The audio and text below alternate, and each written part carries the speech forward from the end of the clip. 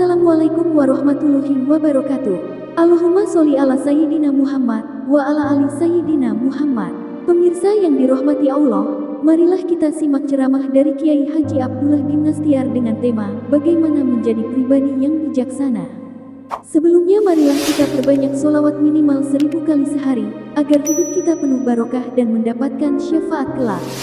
Jangan lupa berikan dukungan kepada channel kami dengan memberikan super thanks seikhlasnya. Selamat menyaksikan. Bismillahirrahmanirrahim. Assalamualaikum warahmatullahi wabarakatuh. Alhamdulillahirabbil alamin. Segala puji bagi Allah Subhanahu wa taala yang maha baik, yang terus-menerus membimbing kita menjadi lebih baik. Dialah Allah yang menciptakan Rasulullah SAW sebagai uswah hasanah, sebagai tauladan kebaikan bagi kita, sehingga tidak rumit bagi kita untuk menjadi orang baik. Kita tinggal mempelajari dan meniru contoh dari Rasulullah, baik lahir maupun batinnya. Insya Allah kita akan menuju kepada kemuliaan, kebahagiaan, dan keselamatan. Hadirin sekalian, Allahumma sholli ala Sayyidina Muhammad wa ala alihi wa ashabihi ajma'in. Enak tidak mendengar kata ini? Oh, orang itu orangnya bijaksana. Enak? Enakkah hadirin? Kalau enak-enak, kalau tidak harus punya keputusan, ya nggak? Tidak boleh kurang jelas. Orang itu orangnya adil dan bijaksana. Enak? Senang tidak kalau punya orang tua yang bijaksana, punya guru yang bijaksana, punya suami yang bijaksana, istri yang bijaksana, bahkan punya anak yang bijaksana. Pertanyaannya, kita bijaksana atau tidak? Bagaimana kita menjadi pribadi bijaksana? Rasulullah SAW adalah seorang yang bijaksana. Yang jelas, seorang yang bijaksana itu adalah orang yang tidak memperturutkan nafsu.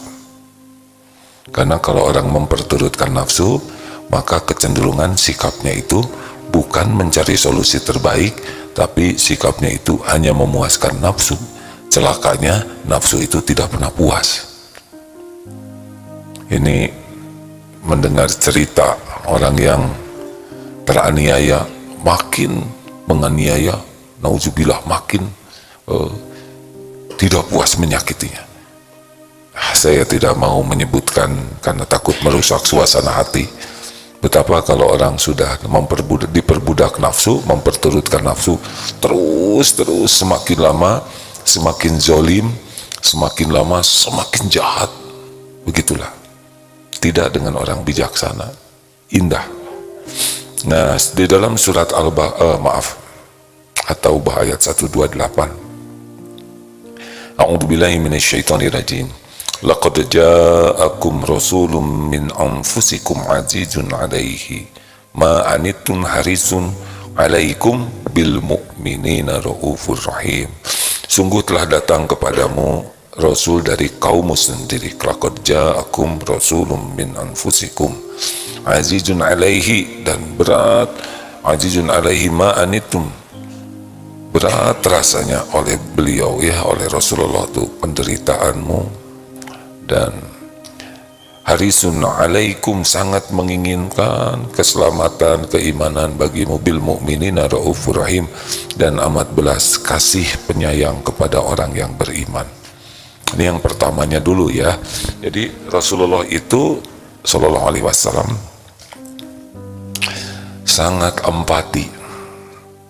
Jadi beliau itu meraba perasaan, keadaan, penderitaan, kesulitan, kepahitan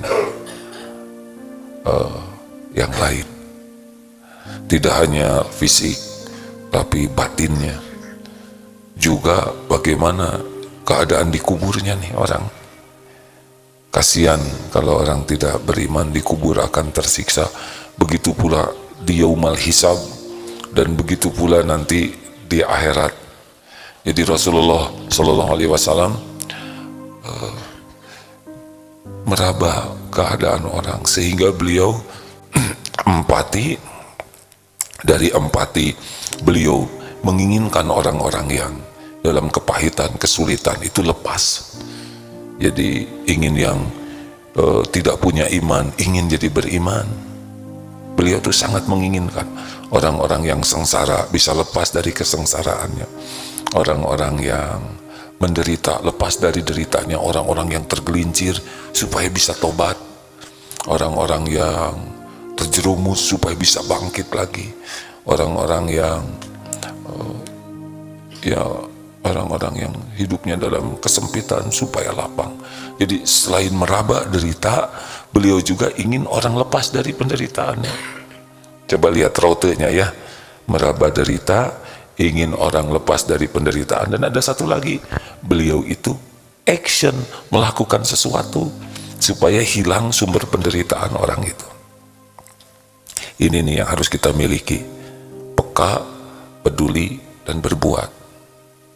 Kita harus lihat orang, kita bisa memindahkan pikiran perasaan kita seperti ada anak jalanan. Kalau kita lihat kepentingan kita, ini anak bikin kota jadi kotor, ini anak kerjanya minta-minta di pinggir jalan, bikin lalu lintas bisa terhalang. Satu sisi itu, coba pindahkan kita ke anak ini. Apakah anak ini ingin hidup seperti ini? Ini anak ingin bahagia, ingin sekolah, ingin punya seragam, punya sepatu, ingin bisa main dengan teman-temannya ceria. Kenapa dia harus ada di pinggir jalan? Coba pindahkan. Apakah dia bahagia? Belum tentu.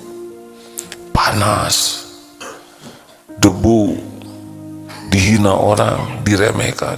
Mungkin dia tidak punya makanan. Dia kalau bisa milih, pasti ingin milih sekolah, pesantren, nyaman, daripada hidup di pinggir jalan, belum lagi dilecehkan, belum lagi jadi objek perbuatan tidak baik. Coba pindahkan hati kita sejenak gitu, pasti beda melihatnya ya. Benar?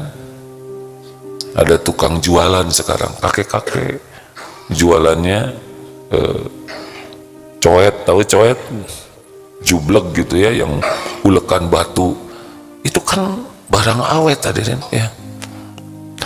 Bisa 7 turunan. Udah berat, udah tua, lagi istirahat, kelihatan letih. Bagi orang-orang yang tidak empati, ya lewat saja. Tapi coba kalau kita hidup seperti itu, sudah sepuh, jualannya berat, belum tentu laku. Apa yang ada di hati? Ingin ngasih.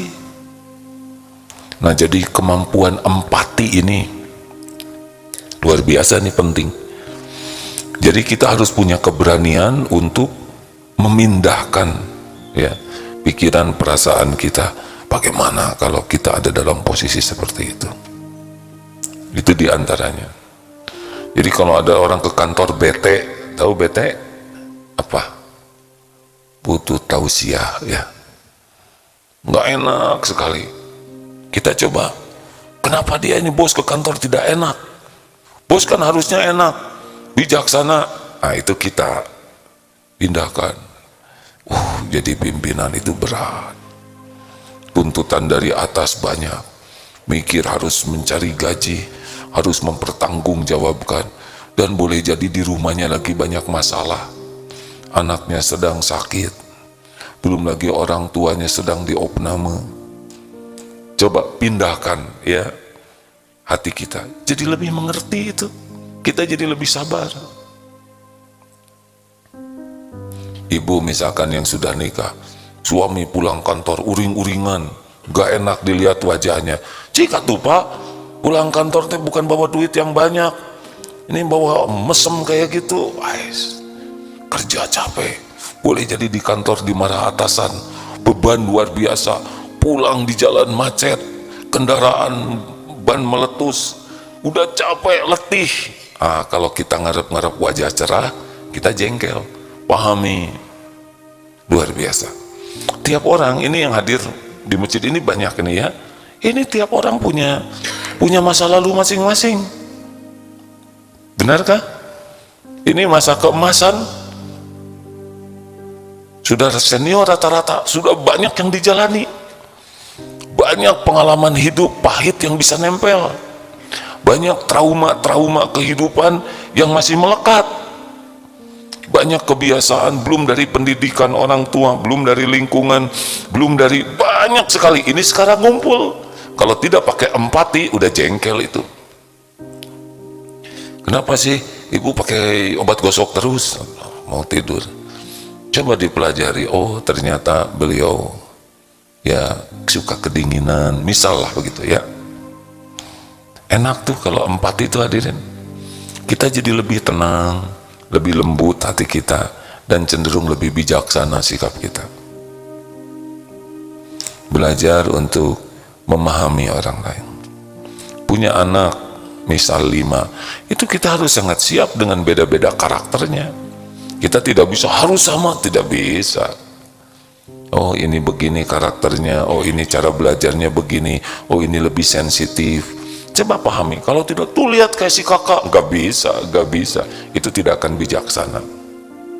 Seperti ada ayam 3, udah supaya adil, kasih semuanya jagung yang agak besar, dikasih ke ayam tua, langsung habis. Ke ayam yang remaja, ke ayam yang kecil mati dia, kesegong apa keselak. Artinya harus pandai memahami. Pertengkaran itu karena ingin dipahami, harusnya ingin memahami. Mikir semua, iya. Nah inilah yang dapat diambil hikmah. Betapa Rasulullah itu merasa berat dengan berat bukan menderita ya, tapi berat meraba penderitaan orang, kesulitan, kepahitan. Jadi beliau sangat empati dengan keadaan, dan itulah yang membuat bijaksana. Ya cerita kemarin tentang Siti Aisyah yang memukul piring sehingga jatuh. Kenapa Rasulullah tidak marah? Karena Rasulullah memahami. Oh iya, Aisyah masih muda, ada rasa cemburu. Ya, kan usia bertambah terus, betul? Dan kita tidak bisa pegang dalil ini terus-terusan. Saya berhak memasakkan piring nih kalau cemburu, itu juga tidak pas. Kan cuma sekali dalilnya juga ya. Dan demikianlah suatu saat datang seorang, maaf ya, Badui, orang Badui datang ke masjid, buang air kecil di masjid. Waduh, itu sahabat jengkel. Bayangkan saja kalau kesini ada yang wear misalnya. Tapi Rasulullah SAW tidak marah. Mengapa? Karena beliau memahami orang Badui itu belum paham ini masjid, belum paham tata krama di masjid, belum ada yang mendidiknya untuk menyikapi demikian. Bagaimana mungkin kita marah kepada orang yang belum paham? Orang yang belum paham itu bukan dimarahi, tapi diberikan pemahaman. Enak kan bijaksana begitu? Ada yang menjampak ini ke leher Rasulullah sampai berbekas di sini. Rasulullah juga tidak marah. Kenapa? Karena orang yang menjambak itu tingkat pendidikannya terbatas, belum tahu adab, belum tahu etika, belum mengerti. Ya kan orang pendidikannya macam-macam. Punten Pak, pernah di satu tempat ya, di zaman dulu di Masjidil Haram sebelum setertib sekarang, itu peminta-minta, ada anak-anak tuh minta-minta. Di masjid dulu ya, sekarang sudah sangat tertib. Minta-minta kalau di kita begini, di sana enggak, kepala kita diketruk-truk. Coba kalau kita kan zet begitu, ada langsung disuto ya. Tapi karena pendidikannya tidak ada yang mendidik, benar? Nah, jadi kemampuan bijaksana ini harus kita pahami. Lihat yang merokok, wah tua-tua merokok, jelek tuh, dihina, dipermalukan, tidak menyelesaikan masalah. Siapa tahu beliau sudah berusaha keras untuk berhenti merokok, ya tapi dia 2 bungkus sehari, asalnya 5 bungkus karena tukang rokok ya. Dia sedang berusaha. Lebih baik posisi kita, oh iya, beliau juga ingin berhenti, posisi saya membantu supaya berhenti. Lihat yang orang belum ke masjid jogging 5 km kuat, ke masjid 50 meter tidak kuat. Yang benar aja tuh, jadi ke masjid nggak begitu? Kan? Dia omongin gitu jadi ke masjid tidak? Enggak, malah jadi musuh jadinya ke kita. Beliau belum paham keutamaan ke masjid, tapi beliau dulu pesantren. Ya dulu, tapi kan perjalanan waktu mungkin lupa ilmunya. Apa yang harus kita lakukan? Bantu ya, supaya bisa paham lagi, ingat lagi ilmu keutamaan, bantu motivasi. Karena orang kan turun naik imannya, benar? Halo? Ini dosen bete gitu. Ini dosen tuh bete banget sih, ngajarnya nggak enakan, nggak menyelesaikan masalah. Siapa tahu sangat capek, siapa tahu ada tekanan yang sedang. Ya tapi kalau dosen jangan begitu dong, dia harus mengatasi. Idealnya begitu. Tapi setiap orang kondisi berbeda-beda. Daya tahan tubuh sedang beda, tekanan juga beda-beda. Tapi kan dia ceramah agama, dia harusnya kuat dong. Idealnya begitu. Tapi faktanya walaupun tahu ilmu agama, tidak semudah itu di dalam mengamalkannya. Udahlah, jangan banyak nuntut orang lain. Tuntut saja diri bisa memahami, bisa membantu semaksimal mungkin.